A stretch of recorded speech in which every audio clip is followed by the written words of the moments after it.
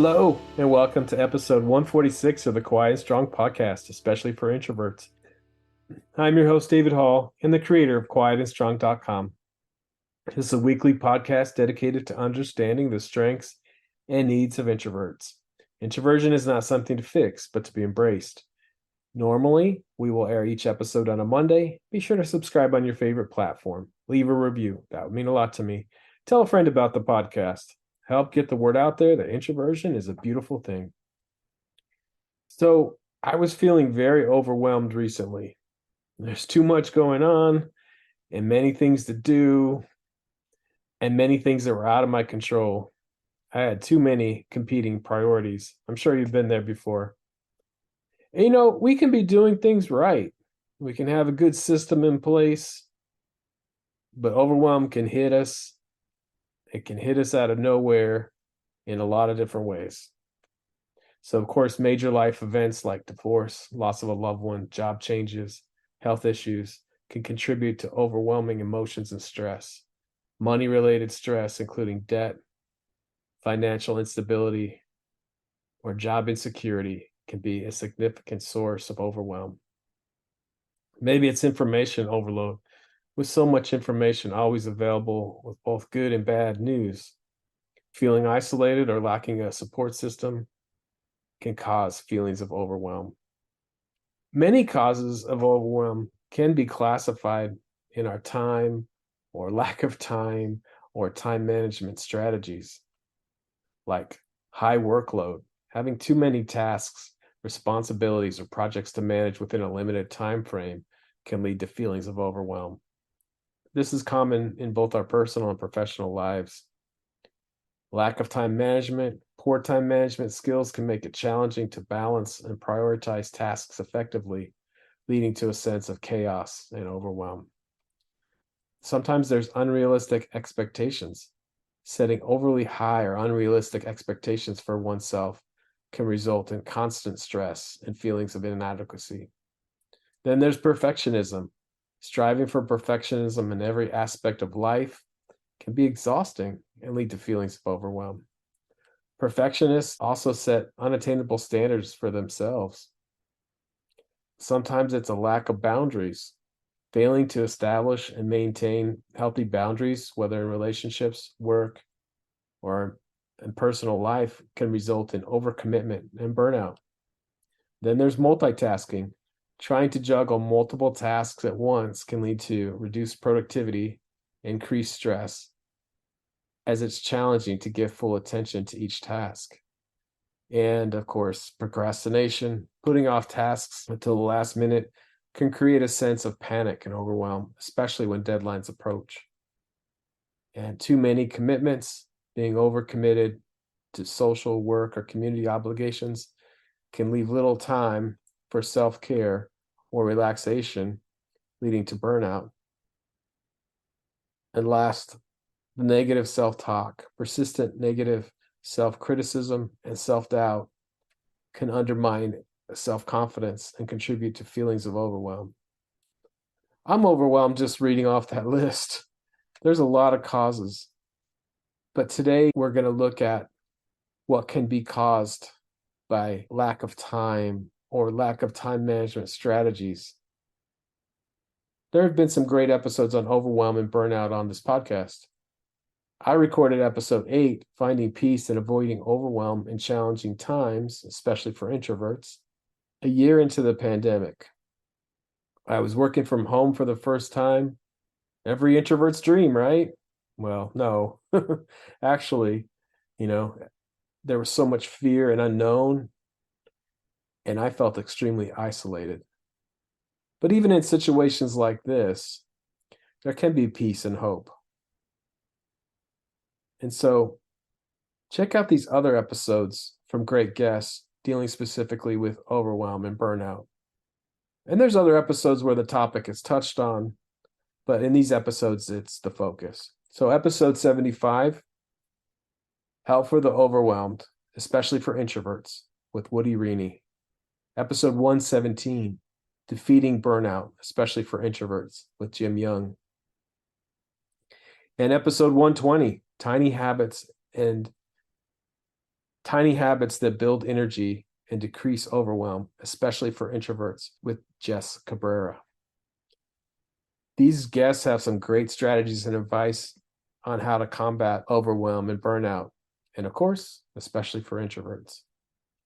I'm not saying that we can't learn from extroverts, but I do think we can learn much from fellow introverts who have some common strengths and needs. And that's why I wrote my first book, Minding Your Time, Time Management, Productivity, and Success, especially for introverts. Introverts have specific needs when it comes to time management, such as needing time alone to recharge and think. We value deep connections over rapid interactions. And also, it's important to understand our unique working styles. We also benefit from creating ideal conditions for productivity and identifying obstacles that hinder our progress. The message of Minding Your Time is to help introverts manage their time, increase productivity, and achieve success in their personal and professional lives. It offers tips and strategies for introverts to overcome challenges such as overwhelm. Time management and productivity strategies can be a big piece of the puzzle in avoiding or getting out of overwhelm. Today, we're going to go over a chapter in my book called Avoiding Overwhelm, and of course, especially for introverts. Avoiding overwhelm. Recently, a colleague had been extremely stressed with the amount of work he had to do. The emails never end, and these deadlines are too tight, and there's no way I'm going to get all my work done. Listening to him started stressing me out. Of course, I could have said the same about my work. I also have an endless amount of work, and although I'm better organized and work smarter than I used to, I still can't do it all. The difference is I've learned to change the message and stories that I tell myself. If you're feeling overwhelmed, what are the thoughts that are causing these feelings? Can you change your thoughts? I have an undoable amount of work and could easily get overwhelmed, but I choose to be realistic about the tasks before me. I get organized, prioritize, and recognize I can only focus on the task at hand. I sometimes have to remind myself that getting overwhelmed really only slows me down. By changing the messages I send myself, I spend less time being worried about what I can't get done and more time dealing with what I can. I still can't get everything done, as I have more to do than humanly possible, but I'm more successful and effective when I choose not to be overwhelmed. I've been trying for some time to get my workload under control. I've tweaked my system for organization over and over, and have greatly improved my ability to get things done. Even as streamlined as I've made my workflow, I still have more to do than could ever be done. Too often I hear, "Did you get my email?" Or "Is that project finished yet?" Some days I can go into work earlier, but some days my kids' school schedules or other activities prevent me from getting in any earlier than I do. I often stay late, but my goal is to be home for dinner every evening, as my kids are growing up way too fast. There simply are not enough hours in the day, and it would be very easy for me to become so overwhelmed as to not accomplish anything. One strategy for avoiding overwhelm is to make a regular daily appointment with yourself at the beginning of the day, every single day. As an introvert, I find that little uninterrupted time goes a long way. Ideally, I'll spend this quiet time each morning and strategically identify my priorities for the day or week, organize my schedule, and work on those specific projects that require focus. Why haven't I done this before? Being available to everyone at all times is the culture that most of us live in. But after many years and late nights and Saturdays, I realize, especially as an introvert, I need some alone time regularly to be productive. I'll still put in some late nights and Saturdays, but I'm working to make this much more of an exception. Also, I want to clarify that prioritizing your activities is different than having a to-do list. My to-do list is endless and would overwhelm anyone, probably much like your to-do list.